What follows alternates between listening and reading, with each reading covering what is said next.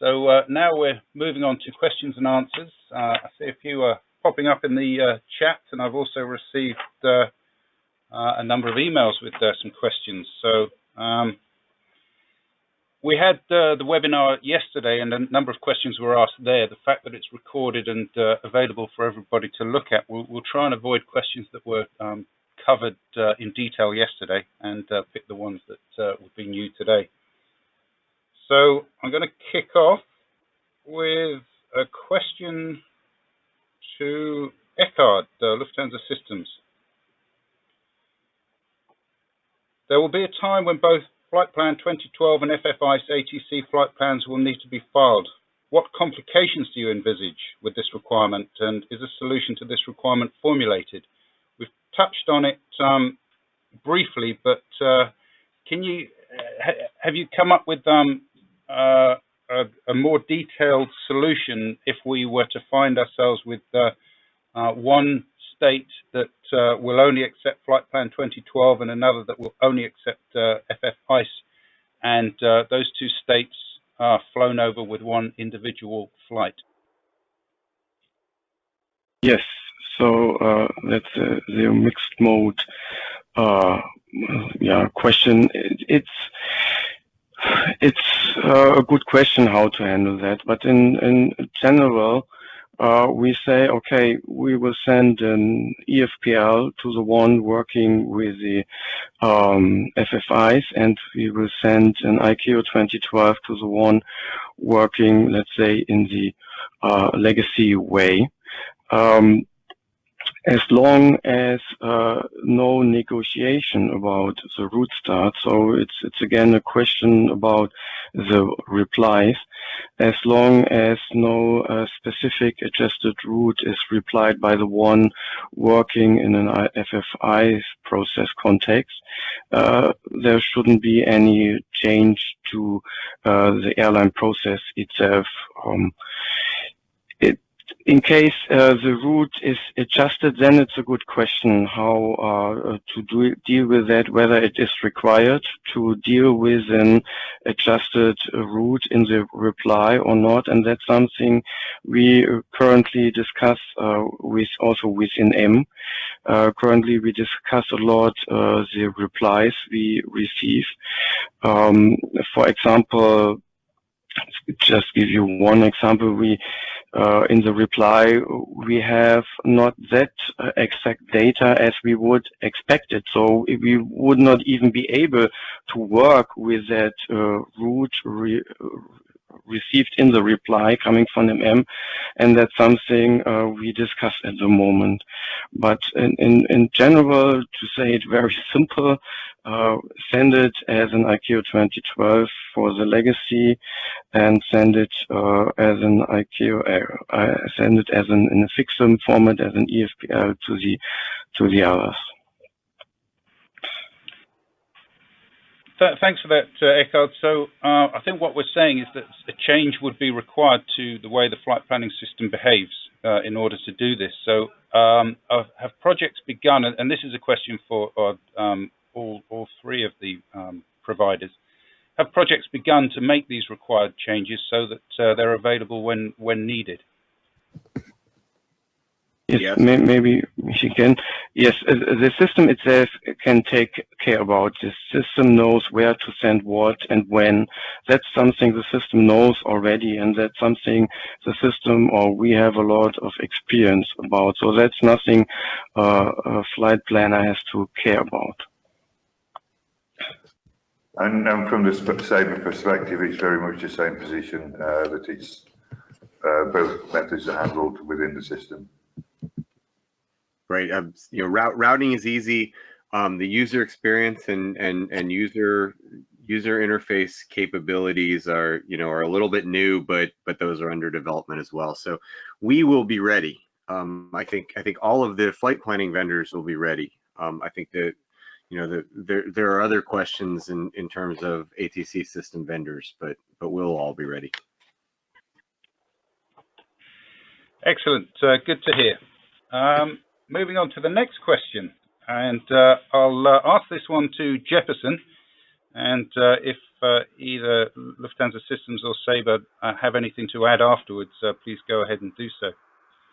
So when we talk about TBO, it's vital that flight planning providers process all data received, especially time-critical data, immediately. With your experience in processing data received today from states, NOTAMs as an example, do you believe that this is achievable? So yes, with reservations, and I think I understand the concern of the question. So a few things. The constraint data, you know, the big push is for the constraint data to be in AXM and FFICE format, right? So I mean, some of the issues that we have with NOTAMs where they cannot be processed instantaneously shouldn't be as much of a problem when more things are published in AXM and in FFICE. But one of the, you know, along a similar, I mean, it depends what you mean by what kind of difficulties you might run into.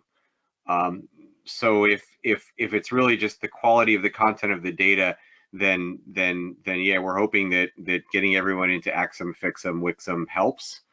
But if it's a question about the quantity of the data, a question that was asked in the earlier version of this, the state of the art of handling data has just gone, you know, as I talked about the exponential growth in data, the state of the art and ability to handle data and handle volume of data and handle irregularities in data, just from COTS IT solutions has just improved tremendously.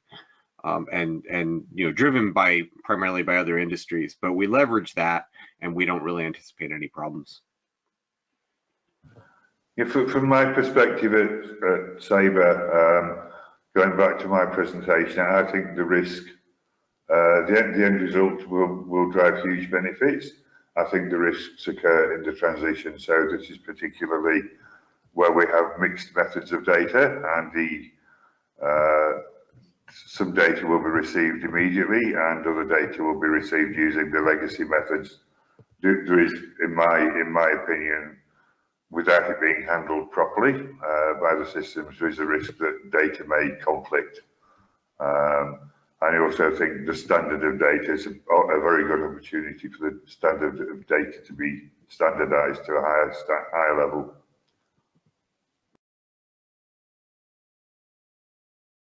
Thank you, Dave. Thank you, Steve. Anything else, Eckhard?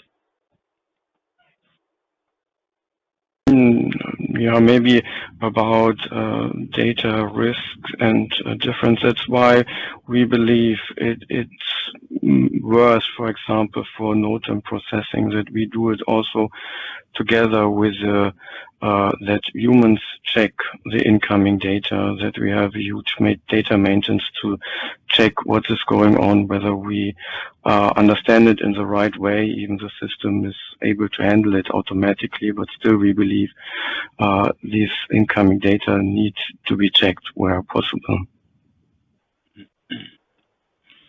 Okay, thank you for that.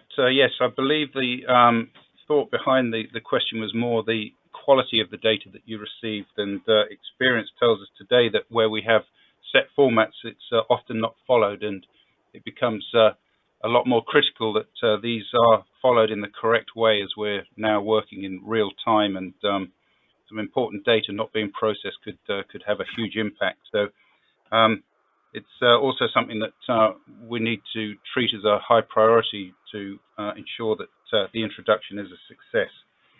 So appreciate the fact that you've all identified a risk there. Moving on, having a look through here. There was a question that was asked yesterday, and it was to do with the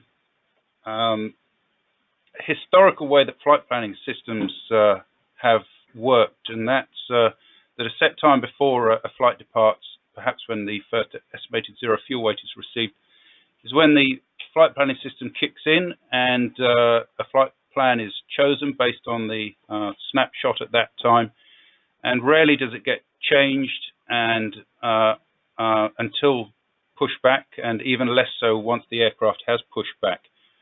What we're talking about here is real-time information, and the flight plan that's initially planned may change 20, 30 times by the time the aircraft actually lands at destination. With the flight planning systems concentrating on producing a flight plan before the aircraft departs, what changes do you see as necessary in order for this dynamic change of the trajectory throughout the phase of the flight? I'll start that one. Dave Saber, could you answer that one? Yeah, thank you. So it's a complex question, and it's so the enabler to all of this is better data and greater data, which gives us the opportunity to recalculate, re-optimize, and also to refile, to communicate with the ANSP at greater intervals, and then pre-flight as well. The time interval when ahead of the flight operating it can also be varied to make better decisions on the flight, and there are a whole lot of other data inputs that go into that, as well as the AXM data. So, for example, the grid winds, payload, etc. So the enabler is to build the picture of the mission prior to it operating, and then to manage the mission until it concludes. So the system capabilities are there to do that, and the enabler and the additional data is the enabler for that to happen. So I don't see it as being a challenge system-wise moving forwards. Thank you, Dave. Steve, Eckhard, anything to add to that? So I have two sort of separate answers. I mean, the focus of the initial release of FFICE R1 is only pre-departure, and the definition of departure is kind of funny, and that's something I could talk about, offline. But we're working, ATM RPP is working hard on defining release 2, which involves post-departure changes.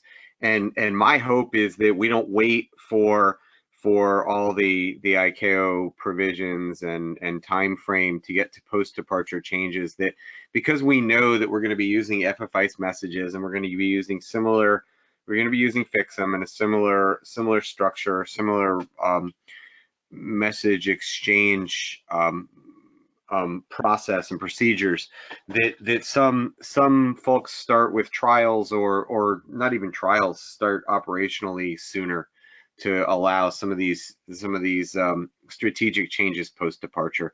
And we have a lot of connectivity between the flight deck and the ground now, so we can have collaboration between this multidisciplinary problem solving on the ground, where we're looking into things like ground resource availability, gates, and connectivity of passengers and connectivity of aircraft and things like that, as well as the unique focus that a pilot has on the flight deck. So I'm optimistic we're going to bring that all together and have good solutions, and convince some of the ASPs to implement that sooner rather than later. Thank you for that, Steve. Yeah, maybe also from my side, I agree. These are two questions. It's one question, it's about the processes itself, and as you said, Steve, from an FFICE perspective, these post-departure processes are not yet defined, but we also believe from a system perspective that it is very important to create or to improve the possibilities to optimize also the flight when it's in flight, and to support the communication of the pilots with the ground and these things. That's why I mentioned at the beginning, it's part of our overall strategy at Lido to make a total mission optimization, starting before departure and ending when the flight is on ground again. Still, there are a lot of questions, a lot of details to be clarified, but that's the direction to go forward to. Thank you very much to the three of you for that. It's encouraging to hear what you say because, yeah, the challenge is that a lot of operators have today is that, yes, we could change a route once we're airborne. We can see a better route. The problem is actually getting all parties involved to allow that change to take place. So obviously something that we're all working on. One question has come through. Could you advise who has a responsibility/copyright of all repository data?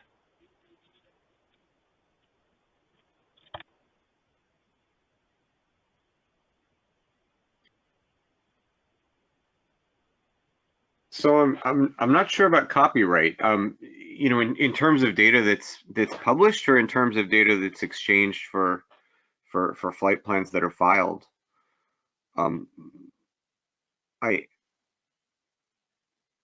What I will say is that in terms of repository, repository. You know, if the question is about SWIM, SWIM has always been the funny thing about SWIM is that SWIM has always been non-persistent. It's just a stream, and what that's led to is lots and lots and lots of different actors creating their own repositories and storing it off so that they can have historical data and do analytics on it. So I think a lot of airlines I know have created their own repositories. I know that we're saving it all off, and I know that some other system providers like ourselves are saving it all off, and then there's third parties who their entire business is just to save off that data and then either resell the data or sell analytics based on it. But I'm not sure I'm not sure exactly which data. And the type of data we're talking here is I mean, it's not clearances, so it's not safety critical or certified.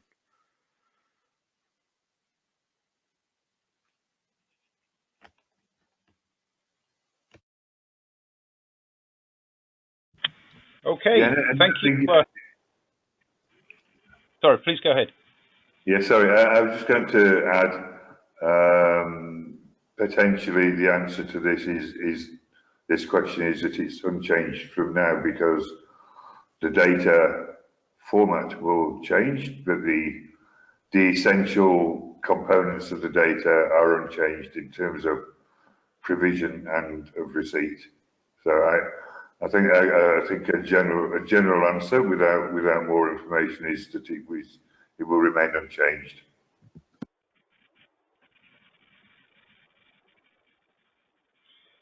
Thank you for that, Dave. It's an interesting question that it's good to capture here, and something that we can get better clarity on in the future. We have another question for you. I'll ask Eckhart this question to begin with. What is the expectation of ANSPs such as China and Russia in adopting FFICE and SWIM services? When, in your opinion, would you expect such implementation of these ANSPs to take place? That's really a tricky question and very difficult to answer. Honestly, I don't know. I can't say really it's coming next year or later. My expectation, but this is really my personal expectation, is that it will take a little bit, whatever a little bit finally will be. But it's a little bit like people are checking what's going on now in Europe, what's the network manager doing, and it's how is it working, what are the problems, and my expectation is in the moment other areas see that in Europe it's working well, then they will go on with their processes and adjust their parts. But as I said, it's even there are definitions available, there are guidelines available. It's always tricky to do it finally and to start with a complete new process, to start with complete new formats, to take this live in a daily work. So there's still a lot of things to be done, and that's my personal expectations. Others watching first what is going on at the network manager side, and once this works fine, others will go on with their process. But to give you a real estimation, I can't do so.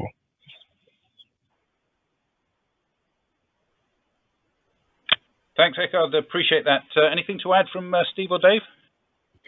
So China is doing a lot of research on SWIM and is working on some validation work with FFICE. China is an interesting situation because they're different area control centers aren't even using the same software and the same systems and can't even exchange information efficiently among themselves in some cases, and they're working hard to fix that. You know, China moves fast. There are several other Asian countries are working hard. They're doing validations of FFICE. And they're also working on international validation projects with the FAA. Some of them are working with some other ANSPs. So I think that for a lot of East Asia, we'll see a lot of this pretty soon after Europe and the FAA. I agree. With Eckhard that everyone's going to watch and see how the early implementations go in Europe especially, but I think a lot of East Asia is going to be ready to move quickly. I wouldn't hold my breath on Russia. Okay, thank you very much. So we've reached our 20 minutes, so we've got one question to close with, and this is the expectation of operators is that on top of flight plan system vendors working internally on meeting the requirements ahead, operators will also identify requirements that we require from flight plan providers. What work have you already done, and what roadmap do you have for addressing this? And I'll start that with Dave. Yeah, it's a good question. So, from Saber's perspective, the approach to this has to be collaborative. This change in particular is of such magnitude. It needs to be collaborative with, as well as with the customers. It also needs to be collaborative with the ANSPs. So, as I said at the beginning of my presentation, and similar to Eckhart, we are closely aligned with the Eurocontroller, the network manager, as well. So, as well as development, that also has some requirements around the development and timelines. And within that, we're also collaborating with some of the airlines, particularly at the moment in the Eurocontrol space, where as we've discussed in this meeting, that the progress is further advanced than in other areas of the world. So to this extent, we're focusing on the European customers at this stage. As it develops and becomes a more global picture, that collaboration will extend and will also take with it the lessons we've learned within Europe.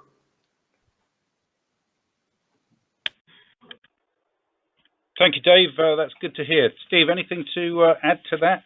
You have the same methodology, do you? Yeah, I mean, one thing I'll say is we've invested a fair amount in supporting the development and validation of these concepts from day one. I mean, I've since we've been involved since before FFICE was called FFICE, and so because of that, we feel like we understand the concepts and where they're going and how they can benefit. But obviously we have to go work with airlines to validate our vision and our understanding of what the benefits are, also what the risks are. And we bring, what we know from being involved in the industry, we bring to our airline partners, and we have, we talk to them about how we see it working, and we get input from them on what issues they see, what opportunities they see that we may have missed. We've had we've worked with airlines in groups, we've worked with them one-on-one, we've actually gotten into the same room for a workshop with an airline and the ANSP in their country and talked about what use cases there were for SWIM that could provide value to the airline, and really encourage the ANSP to change what kind of data they were publishing from SWIM. So that's really how we see it moving forward. And then we can provide a technical solution, but the technical solution is coupled to some organizational and workflow changes within the airline. And those are things that, while we work to develop the technical solution, the airlines really should be getting started on designing and implementing those organizational and procedural changes, because those take time, those take cultural acceptance, and it's never too early to get started. Maybe also from my side.